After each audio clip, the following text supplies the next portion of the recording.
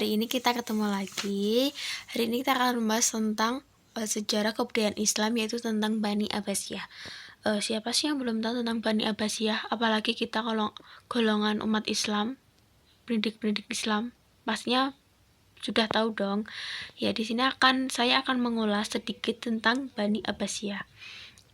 Saya Adila Intan Komara dari kelompok 4, yaitu kelompok 4 terdiri dari 3 anak, yaitu ada Abdul Hafid, Adila Intan Komara, dan Umi Masurnatun. Oke, sebelum kita melanjutkan materi, marilah kita membaca basmalah bersama-sama. Bismillahirrahmanirrahim. Oke, yang pertama kita akan membahas tentang yang pastinya itu tentang sejarah berdirinya Bani Abbasiyah.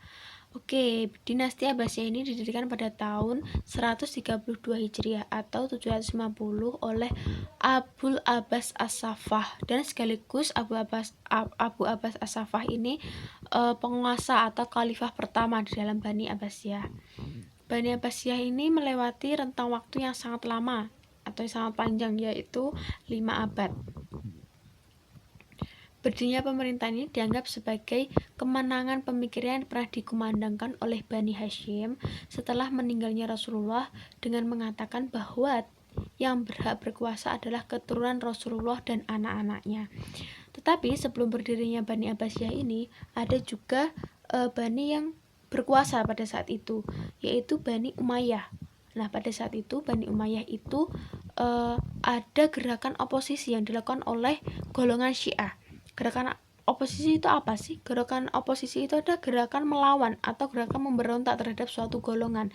Jadi gerakan Syiah ini memberontak terhadap golongan Umayyah untuk digulingkan kekuasaan mereka. Nah, pada saat ini Abul Abbas As-Saffah ini mencari kesempatan seperti itu ya, mencari kesempatan untuk mendirikan Bani Abbasiyah ini. Akhirnya Abu Abbas ini berhasil mendirikan Bani Abbasiyah ini, dan Bani Umayyah itu runtuh seperti itu.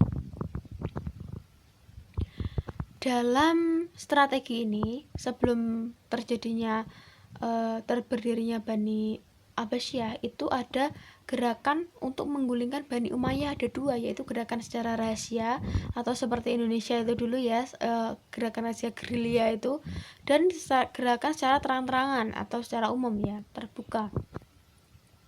Terus yang selanjutnya, masa kekuasaan Bani Abbasiyah. Selama dinasti Bani Abbasiyah berdiri, pola pemerintahan yang diterapkan berbeda-beda sesuai dengan perubahan politik, sosial, dan budaya. Berdasarkan pola pemerintahan itu, para sejarawan biasanya membagi kekuasaan Bani Abbasiyah menjadi 4 ya. Dan di masa 4 ini itu berbeda-beda kekuasaannya. Jadi yang pertama itu kekuasaannya itu semakin luas. Dari kekuasaan dari masa 1 sampai masa kedua itu kekuasaan makin luas ya. Di masa kedua ini ada beberapa negara yang melepaskan diri, contohnya seperti Spanyol, Persia, dan Afrika. Lah, di masa yang ketiga ini wilayahnya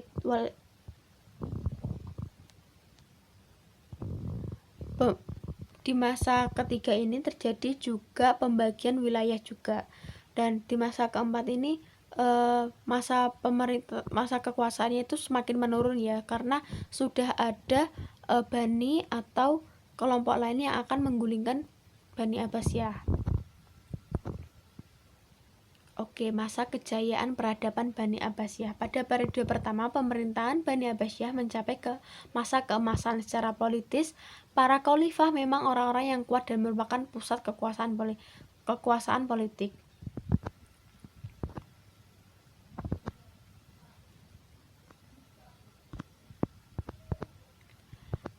Dalam kekuasaan ini, Bani Abbasiyah itu juga terdapat ilmu-ilmu yang berkembang. Kekuasaannya, peradabannya itu sangat pesat sekali. Ya, di sini itu ada ilmu kedokteran, ilmu tafsir, ilmu hadis, ilmu tasawuf, ilmu kalam, ilmu matematika, ilmu farmasi, dan yang lainnya. Selain itu juga pada Bani Abbasiyah ini perekonomian dan politiknya itu juga sangat maju. Di sini juga membangun pemerintahan seperti pendidikan, terus rumah sakit, dan juga pemandian-pemandian umum. Nah, dalam ilmu kedokteran itu juga sangat terkenal. Ada ada Ar-Razi, Ibnu Sina, Ibnu Rasyid, itu juga ada pada masa Bani Abbasiyah. Terus yang selanjutnya itu ada ilmu tafsir. Ilmu tafsir yang sangat terkenal pada masa Bani Abbasiyah itu yaitu Al-Mansur dan Bil-Ra'yi ya. Yang selanjutnya itu ada ilmu hadis. Nah, dalam ilmu hadis ini itu perkembangannya itu sangat maju atau sangat pesat, karena dalam ilmu hadis ini beliau khalifah-khalifah ini membentuk atau membukukan hadisnya. Pada masa ini juga itu ada Imam Bukhari yang beliau itu sangat terkenal, sangat banyak sekali karya-karyanya, sangat banyak sekali hafalan-hafalannya, seperti itu ya. Terus yang selanjutnya ada ilmu kalam, ilmu tasawuf. Kalau ilmu tasawuf ini yang paling terkenal itu Al-Ghazali. Itu karya yang paling terkenal itu Ihya al-Din.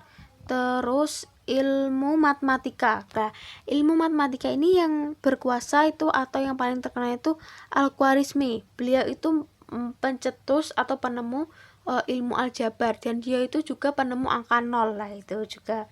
Dalam ilmu farmasi itu ada Ibnu Baitar, itu juga mengeluarkan karya-karya yang sangat terkenal tentang pengobatan-pengobatan seperti itu. Obat-obatan yang sangat terkenal dan bisa untuk di bidang kedokteran, itu juga bisa. Terus yang selanjutnya, faktor-faktor yang menyebabkan kemunduran Bani Abbasiyah. Saking banyaknya atau saking pesatnya kemajuan yang telah dikuasai oleh Bani Abbasiyah ini, wilayah kekuasaannya itu sangat luas sekali. Wilayah kekuasaan yang sangat kuat sekali ini pastinya cuma ada satu kota yang biasanya diduduki oleh khalifah yang paling utamanya ya.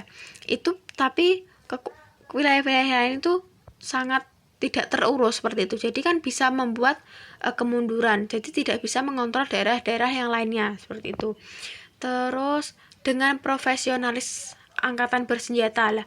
Pada masa itu juga angkatan bersenjata itu sangat kuat sekali. Mereka itu kalau tidak disuruh oleh khalifah itu juga tidak akan bertindak.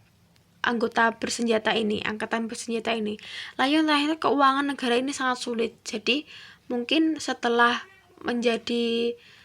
adanya kemajuan, mungkin ada beberapa masalah yang tidak bisa diselesaikan, terutama pada bidang politik ya.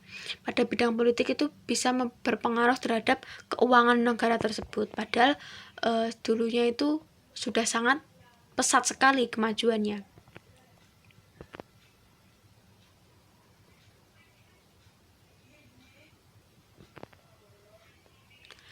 Lah, terakhir itu juga termasuk kita terakhir itu tentang kemunduran Bani Abbasiyah. Bani Abbasiyah ini dulunya sangat terkenal sekali ya, sangat maju sekali perkembangannya. Lah, pada masa ini juga itu ada suatu Bani Mongol. Lah, itu menyerang Bani Abbasiyah. Bani Abbasiyah ini diserang cuma hanya beberapa hari saja sudah bisa menguasai Bani Abbasiyah Mongol ini. Dia itu sampai membakar semua karya-karya yang ada. Terus juga menguasai kota-kota. Baghdad itu juga dikuasai. Karya-karya yang ada dihapus. Jadi seperti menghapus sejarah-sejarah Islam yang ada pada Bani Abbasiyah. Padahal pada Bani Abbasiyah ini sangat banyak sekali kemajuan-kemajuan Islam yang diperoleh. Ya, jadi bangsa Mongol ini langsung menyerang dan hanya beberapa saat langsung menguasai umat Islam, langsung lumpuh seperti itu. Jadi bangsa Mongol berkuasa setelah bangsa Abbasiyah diserang, seperti itu. Terima kasih, maaf ya kalau ada suatu kata atau pemahaman yang belum bisa tersampaikan, mohon maaf. Terima kasih. Wassalamualaikum warahmatullahi wabarakatuh.